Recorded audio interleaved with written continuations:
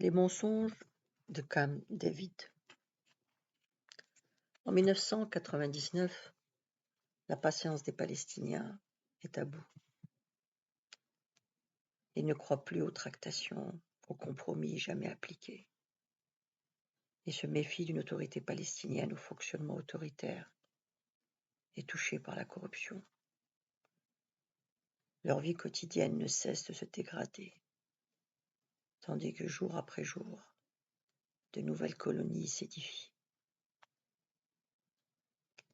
En mai 1999 devait marquer la fin de la période transitoire de 5 ans d'autonomie et voir la création d'un État palestinien. Mais le calendrier n'a pas été respecté.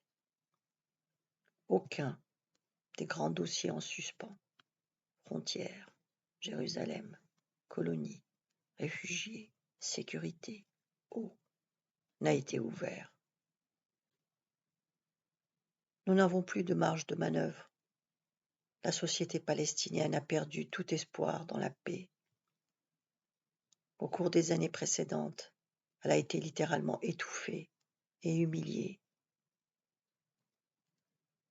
C'est en ces termes que Saïb Erekat, l'un des principaux négociateurs palestiniens, tente d'alerter le gouvernement nouvellement élu du travailliste Ehud Barak. Celui-ci a remporté au mois de mai 1999 une victoire éclatante sur son rival Benjamin Netanyahu.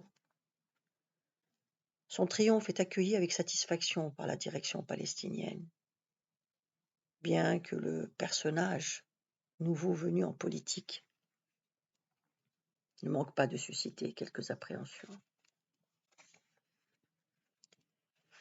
Le soldat le plus décoré de l'histoire d'Israël s'est opposé en tant que chef d'état-major aux accords d'Oslo de septembre 1993.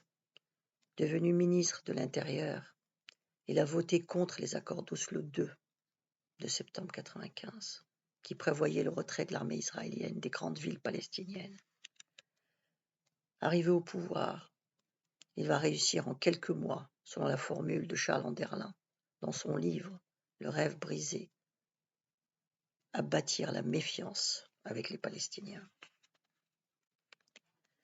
Sous prétexte d'ouvrir immédiatement des négociations sur le statut final de la Cisjordanie et de Gaza, Ehud Barak rechigne même à mettre en œuvre les quelques engagements de son prédécesseur Benjamin Netanyahu et à retrocéder de nouveaux territoires à l'autorité. Il ne s'y résoudra que de manière tardive et très partielle. Il reniera aussi ses propres promesses d'évacuer des villages des faubourgs de Jérusalem. Aboudis, Azarieh et Sawa Haran, malgré un vote favorable du gouvernement et du Parlement israélien. Barak manifeste également un attachement à la colonisation qui n'a rien de tactique. Un de ses premiers gestes, une fois élu, sera de rendre visite aux colons extrémistes d'Ofra et de Beit El, qu'il appelle « mes très chers frères ». Le 31 mars 2000, il adresse un message aux fanatiques juifs installés au cœur de Hébron. Il y affirme le droit des Juifs à vivre en sûreté, protégés de toute atteinte dans la ville des patriarches.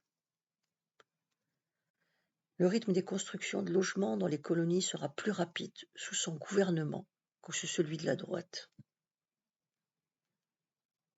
Plus grave, Barak délaisse pendant des mois le dossier palestinien au profit de la négociation avec la Syrie.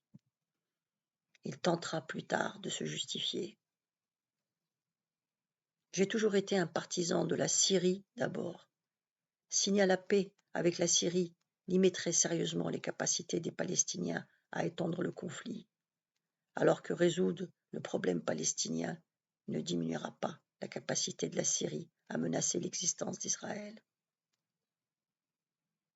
Il n'écoute pas Oded Eran, l'homme qu'il a désigné pour conduire les négociations avec les Palestiniens. Je lui ai dit que c'était le problème palestinien qui était au centre du conflit israélo-arabe. S'il n'était pas réglé, on ne parviendrait pas à trouver de solution au conflit et à signer un accord avec la Syrie. Barak n'écoute personne et s'engage dans des conversations avec Damas qui échoueront du fait de son intransigeance et de son refus d'accepter un retour aux frontières de 1967. Quant aux pourparlers avec les Palestiniens, quand les pourparlers avec les Palestiniens reprennent au printemps 2000, le Premier ministre israélien a perdu près d'1 an. Sa majorité gouvernementale s'est délitée. La méfiance du peuple palestinien et de l'autorité s'est accrue. Il décide alors de forcer le destin, d'imposer la tenue d'un sommet entre lui, Arafat et Clinton pour régler d'un coup tous les dossiers en suspens. Le tracé des frontières, le sort des 3,7 millions de réfugiés palestiniens, les colonies, Jérusalem, la sécurité, etc. Offre sincère? Coup de poker? Volonté de piéger l'autorité et de la rendre responsable d'un échec? La direction palestinienne exprime ses réticences. Elle explique qu'il faut préparer le terrain pour qu'une rencontre Barak et Arafat soit vraiment fructueuse et qu'un sommet convoqué à la va-vite risquerait de déboucher sur un désastre. Rien n'y fait.